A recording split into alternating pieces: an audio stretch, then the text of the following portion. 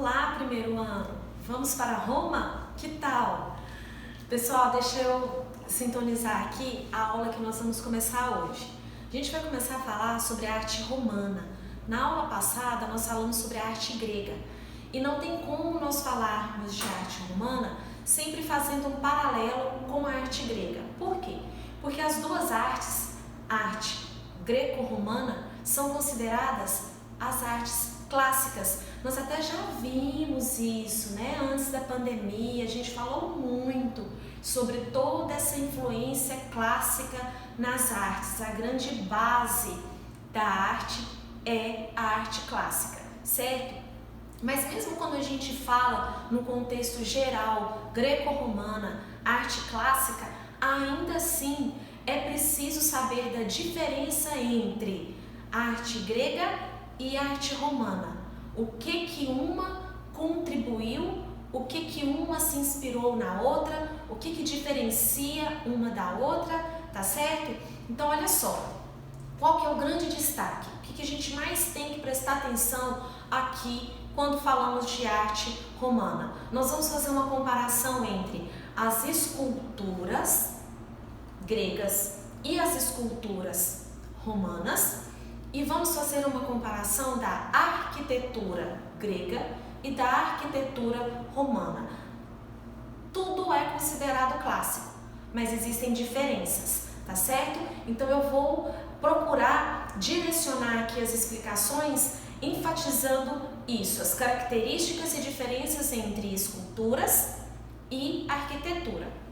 Vamos lá, vou passando aqui porque precisamos ir nessas características. Eu quero colocar aqui.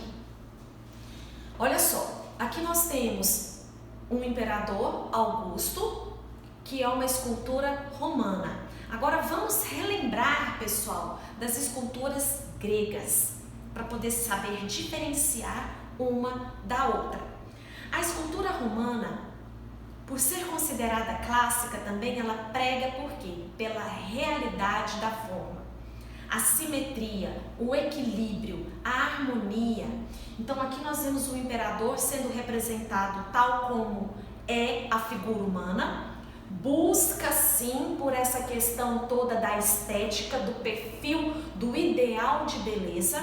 O ideal de beleza clássico é esse ideal voltado para o perfil atlético, esportivo, porque esse perfil ele consegue mostrar toda a anatomia do corpo humano, as proporções, o equilíbrio e essa simetria. Então é sempre isso, o perfil clássico é esse. As outras formas são tendências, são abstrações, são períodos que se diferenciam de um para o outro, mas vamos sempre ter o clássico como modelo, como exemplo. Então, beleza, até aqui nós já estudamos, nós já vimos, já foi muito enfatizado sobre isso, mas vamos diferenciar. Professora, como que eu sei que uma escultura é grega e como que eu sei que a outra é romana? Simples, a grega, ela representa deuses e esses deuses são representados de forma do nu artístico. Não existe roupas cobrindo nem os deuses e nem o homem representando o esporte olímpico. É representado então a escultura grega, o nu artístico. Já as esculturas romanas homenageiam seus imperadores em vida. Por esse motivo, tem toda uma questão de respeito que envolve as esculturas desses imperadores. Então, eles sempre são representados vestidos. Então, a diferença está aí. E eu vou deixar bem enfatizado isso para vocês. As esculturas gregas tratam-se de representação de deuses, homenageando deuses e retratando os esportes olímpicos. Então, vemos o nu artístico. Quando você vê uma escultura clássica nu, representando o homem nu, você já vai saber, é grega, a escultura é grega, porque os gregos faziam o nu artístico, já os romanos não. Os romanos homenageavam seus heróis em vida. Não eram deuses, não eram esporte, era o imperador, seus heróis em vida. E por esse motivo eram sempre com roupa. Então aqui, temos aqui Augusto, imperador romano, sendo representado.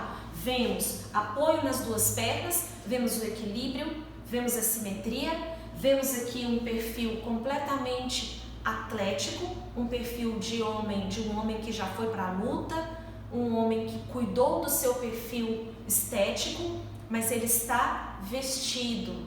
Então vemos todas essas questões clássicas envolvidas tanto em Grécia e em Roma. O que muda é isso, pessoal, tá bom? E não é difícil de vocês assimilarem essas características de um e de outra, sabendo que tudo envolve o clássico e um pertence à Grécia e outro pertence a Roma.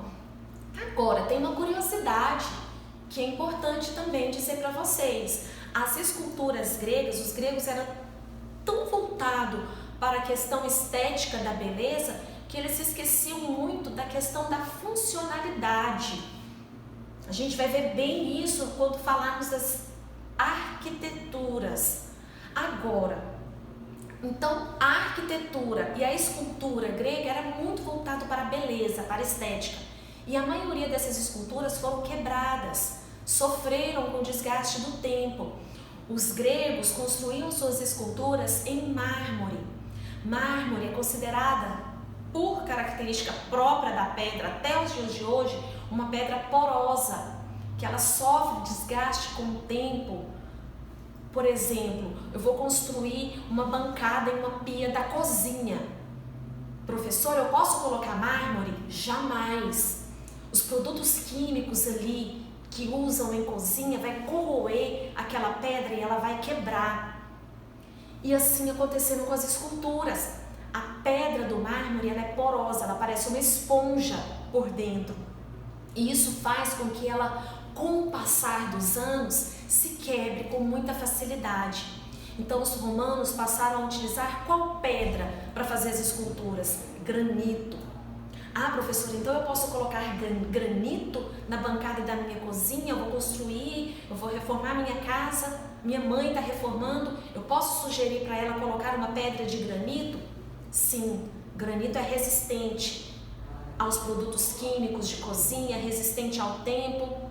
Então no banheiro eu posso colocar a pedra mármore, beleza. E na cozinha? Granito. É só um detalhezinho, pessoal, que eu falo em relação às pedras, só para vocês assimilarem aqui. Grécia, então, construiu com mármore. Quebraram, as esculturas quebraram. Ah, professora, e como a gente sabe que a gente vê agora nos museus e nas fotos, em livros e tudo mais das esculturas gregas?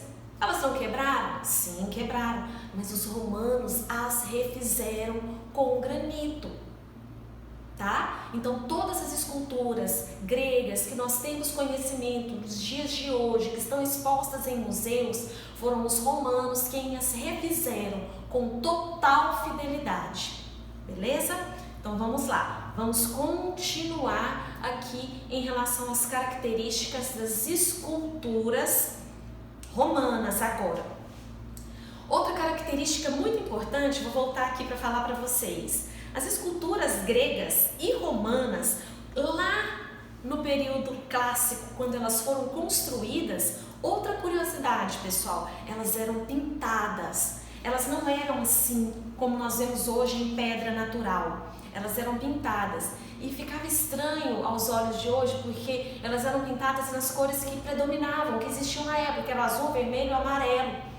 Então eram esculturas bicoloridas, muito diferente do que a gente conhece, como a gente tem referência nos dias de hoje. E o que aconteceu? Por que elas não são pintadas mais? Eles perderam essa pigmentação com o passar do tempo, porque essa tinta que era feita lá naquele período, na Grécia, período de Roma, esse período clássico, essas tintas eram muito próprias para pinturas em afresco, na parede. Mas em pedra não, então elas se desfizeram com o passar do tempo e ficaram na própria cor da pedra. Aí como que a gente tem esse conhecimento? Estudiosos pesquisaram com luzes, com materiais adequados as esculturas e enxergaram o pigmento dessas cores. Então deduziram através dessas pesquisas que essas esculturas eram coloridas. E teve um artista recente, agora do século já 21, que refez através de um programa de computador todas as esculturas gregas, romanas, como elas eram lá na sua origem pintadas. E se a gente procurar saber, é muito estranho. A gente não consegue imaginar essas esculturas coloridas. Elas são muito mais esteticamente mais bem apresentáveis da própria cor da pedra, como a gente conhece, quando a gente tem essa referência dos dias de hoje, tá certo, pessoal? Então é isso, beleza? Fechamos escultura. Vamos agora para a arquitetura. Vamos agora aqui diferenciar a arquitetura grega da arquitetura romana. As diferenças são que a arquitetura grega eram templos voltados também para a beleza, para a exposição, local onde se guardavam as esculturas, para a admiração dessas esculturas, para a contemplação.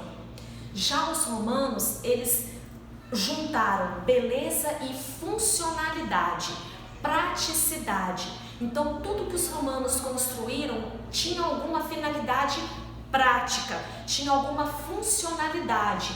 Então aqui tem o exemplo do Coliseu. Lógico que esse Coliseu aqui é uma grande referência da escultura romana, da arquitetura romana, porém é que ele foi reconstruído em um programa de computador. Hoje o Coliseu não é todo inteiro, ele é quebrado, ele sofreu pelo desgaste do próprio tempo e permaneceu quebrado aos dias de hoje. Ele foi feito, sim, restaurações para poder manter o máximo de preservação do local, que é um dos locais mais visitados de Roma, é um dos patrimônios da humanidade, só que a preservação foi feita com ele já assim quebrado. Observem, pessoal, que em cada vão havia lá no início da sua construção uma escultura, em cada vão. Essas esculturas se desfizeram,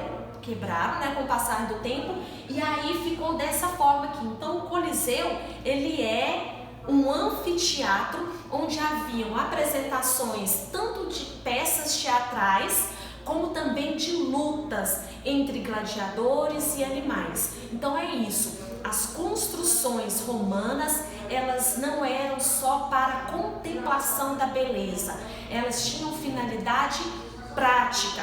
Aqui a vista aérea do Coliseu em Roma, tem o Panteão, que era um templo. Observamos aqui características greco-romanas, as colunas, os capitéis, esse daqui o coríntio, que é um capitel feito com formato de flor, o frontão, a cúpula. Então a característica greco-romana, ela se enquadra tanto na arquitetura romana, mas com esse diferencial, existe a finalidade prática, tá certo, pessoal? Aqui outras vistas do Panteão, aqui o Arco do Tito, chamado também Arco do Triunfo, ele foi construído pelo imperador Tito Flávio em 1 de agosto de 67, em comemoração à conquista de Jerusalém, realizando uma das profecias de Jesus. Aqui temos a coluna de Trajano, em que narra todo ao redor aqui da coluna as benfeitorias de Trajano. Ela é toda feita em mármore, ela mede 38 metros de altura por 4 de diâmetro. No seu interior possui uma escada que leva até em cima e todo o seu relevo narra a guerra contra os dácios, comandada por Trajano. Então é uma escultura, pessoal, é um obelisco arquitetônico que também não é somente para a contemplação da beleza, é uma história que é narrada em toda a sua coluna. Aqui o aqueduto romano, que serviu de inspiração, inclusive, para outras construções mais recentes, contemporâneas do Brasil. Eu vou citar aqui para vocês, só que o aqueduto, ele tinha uma função Ele tinha a preocupação da beleza estética, mas também ele tinha a funcionalidade. Qual é a finalidade do aqueduto?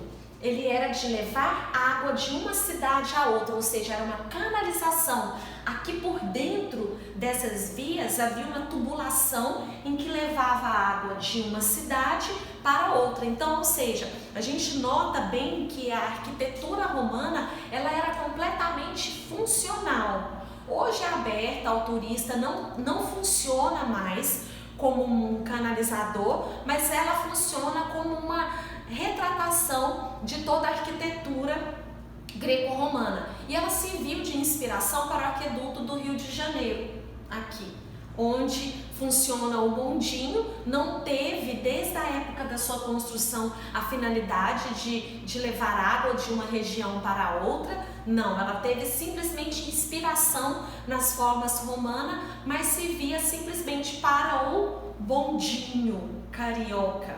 É um dos cartões postais da Lapa, do Rio de Janeiro.